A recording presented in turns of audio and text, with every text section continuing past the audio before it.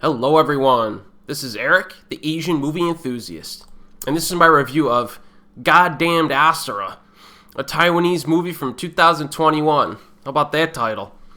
The following plot synopsis was paraphrased from the website Eastern Kicks. Now we have a whopping 6 main characters in this one, folks, so pay attention.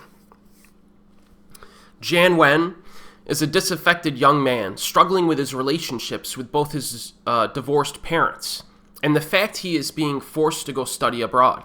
He creates a webcomic with his friend, Ching, who has a crush on Jan Wen, which he plays out by hooking up with young guys who look like his friend.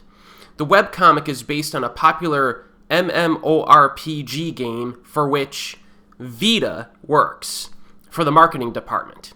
Now, Vita is engaged to Shang, who is a mild-mannered civil servant by day, but a popular online streamer at night. Sheng is also in contact with a young girl, Zero, who is basically catfishing him for money by making sexual promises. She is poor, rebellious, but very smart, and she has to look after her alcoholic and near-deaf mother, with whom she lives in an apartment complex that is being investigated by local journalist Mold. So those are your 6 characters here. And the movie bounces between all of them. Now, the opening scene in this movie is pretty intense. It's a cell phone video of a young man who goes on a shooting spree in a market area.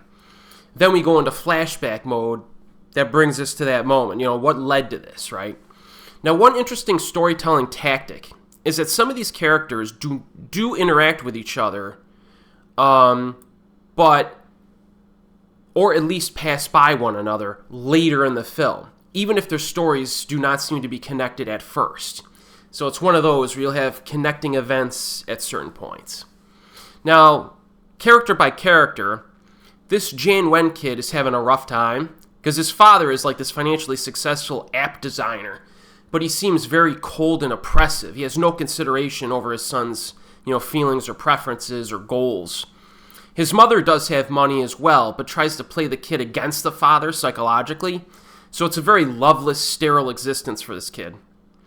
Now, he definitely wants to disobey his parents, but he lacks the confidence to do it. Now, the guy, Ching, seems like a side character at first, just kind of hanging around Jan Wen, but he contributes some very important moments of his own, especially during the second half. Then you get this Vita girl, and she has a few pretty interesting discussions regarding corporate marketing, Her relationship with her fiancé is rather lethargic and on the rocks, mostly because she's prioritizing her career, and he's more into his hobbies, which means that they rarely spend time together. He's basically asleep by the time she gets home from work. And her fiancé, the Sheng dude, pretty lazy in his lifestyle, seems like a decent guy, but he lacks drive. And then you have the Zero girl, who has a history of delinquency, even selling drugs on the black market. And she has an attitude problem for sure, but her home life is completely miserable. She's under massive financial pressure because her mother is a loser drunk. And then you got the journalist dude, Mold, who gets the least amount of development of the bunch, but he does appear in some key scenes. So that's like the character, prototypes that you're dealing with here. And everyone's a little bit different, but everyone's lives are they got their problems, which I guess is what you want in a movie. And by the end of the film, I do think a majority of these characters are fleshed out enough, in different ways as well, which I can't discuss because there are some spoilers that I will not get into. Now, there are some crime elements that are introduced, okay, which, if you look at the opening scene, it's gonna come back into play later, right? And there's also a specific kind of narrative storytelling that emerges during the third act of the movie, which will be spoiled for you if you read most online reviews. But I won't do that here. So I suggest you do not read much into the film and simply watch it if the premise and the character descriptions I read sound interesting to you.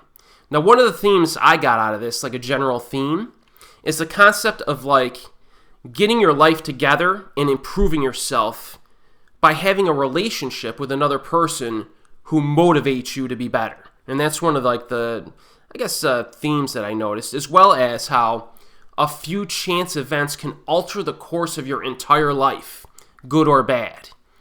And that, I better stop there. I don't want to spoil anything. But, and yes, the name of the movie has a meaning within the context of the story. So it's not just a random title. All right. But it's kind of difficult to talk about the movie because there's a lot of, like, little surprises that occur. And the way the story flows, you don't want to talk about it too much. So I'm going to leave it at that. But I would say that this is a good, solid quality flick. All right. It's got pretty good character development in it. And some of the things that happen are pretty, I would say, surprising and meaningful to a degree, how things play out.